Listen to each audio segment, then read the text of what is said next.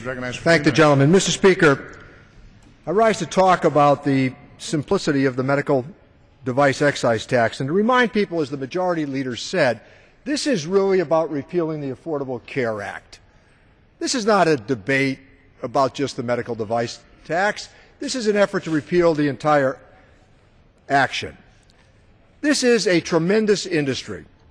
I've worked with them for years.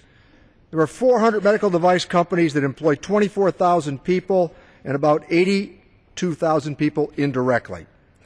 It's critical to the Massachusetts economy. But we're debating the same issue we debated 2 years ago when I worked closely with colleagues. By the way Congress once functioned, to work with labor in the respective industries and members on both sides of the aisle to have an outcome that everybody, if they didn't love, could at least come to say that they liked.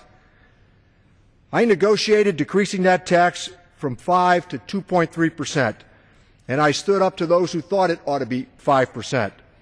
And the big request from the industry was that they wanted devices that were imported to be subject to the same tax, and they were absolutely correct.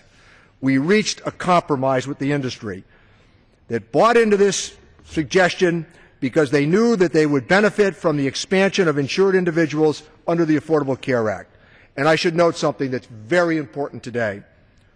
The industry receives Medicare payments indirectly via payments from hospitals. Now, that being said, I worry about the impact of the tax on the medical device industry, and if we had a good pay for it today and everybody agreed that we were going to try to hold on to the basis of the Affordable Care Act, count me in.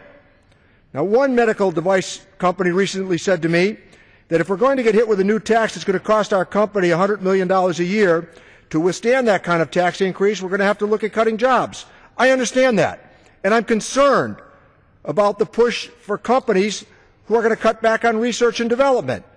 But I cannot support this piece of legislation because of the offset, which would repeal the true-up protections for middle and lower income families that use the Affordable Care Act's premium tax credits.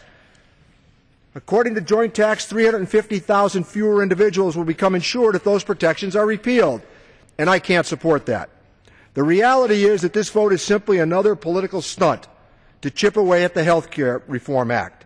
I'm open to working with Chairman Camp. If we can find a path forward, as I've indicated, count me in.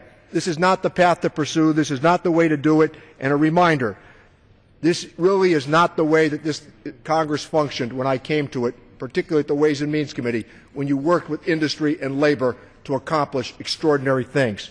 I yield back the balance of my time.